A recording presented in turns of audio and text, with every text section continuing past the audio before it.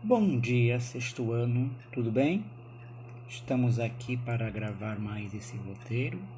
É o roteiro 31 e esse roteiro traz um assunto que os senhores já estudaram em uns roteiros anteriores, né? Então, você sabe o que são fontes históricas? Muito bem. Então, a gente vai procurar entender o que são fontes históricas. Então, vocês sabem, nós sabemos que a história é uma ciência e que esta ciência ela busca compreender o passado. Então ela busca as respostas para os nossos questionamentos em relação ao presente no passado, né? Então o historiador, para resgatar, para interpretar este passado, ele trabalha como se fosse um detetive. Ele investiga. Então o historiador exerce uma função investigativa. E o que ele investiga? Ele investiga os vestígios deixados pelas civilizações, os vestígios deixados pelo homem, pela humanidade. E esses vestígios são como documentos que o homem vai escrevendo ao longo de sua existência, né? Então esses vestígios do passado ajuda o historiador a decifrar e entender a história.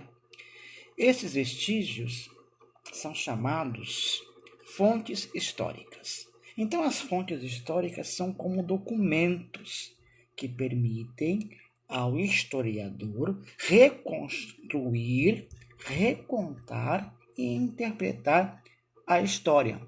Essas fontes históricas estão em todos os lugares e são mais comuns do que a gente imagina. Essas fontes históricas podem ser escritas e também podem ser fontes não escritas. Então eu tenho como fontes históricas escritas documentos, leis, livros, revistas, jornais, cartas, outdoors, poemas, etc. Como exemplos de fontes históricas não escritas, eu tenho monumentos antigos, obras de arte, fotografias, músicas, cantigas, lendas, arquitetura, propagandas, vestuário, etc. Muito bem.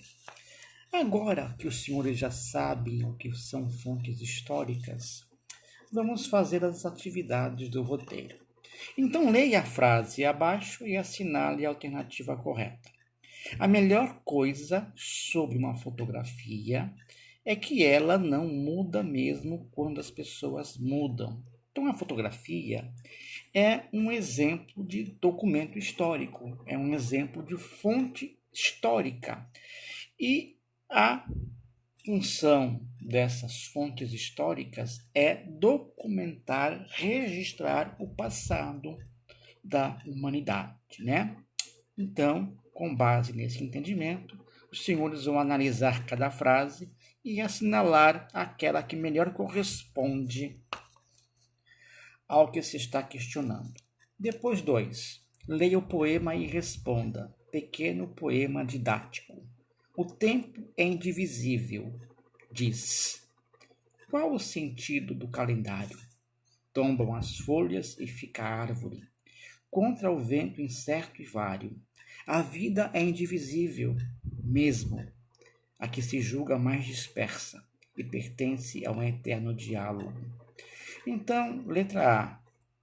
O que o poema fala sobre o tempo e a vida, né? O tempo diz que é indivisível e a vida também é indivisível. Depois, no segundo verso, qual a palavra que o poeta usa para simbolizar tempo, né? Então, tempo é uma medida de tempo abrangente e, de acordo com o texto, tempo está no sentido de calendário. Com relação às fontes históricas, considere os trechos a seguir. 1.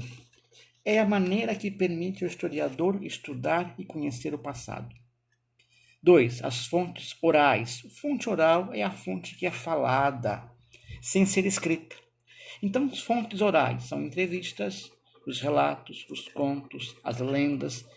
e outros são considerados válidos como fontes históricas. Podemos dizer que fontes históricas são registros ou vestígios deixados pelo homem ao longo da história? Então, os itens corretos são: os senhores vão assinalar e julgar conforme melhor o seu entendimento.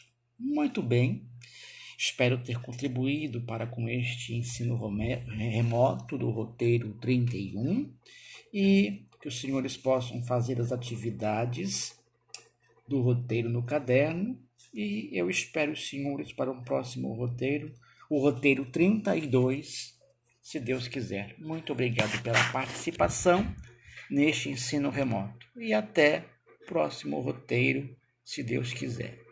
Até logo!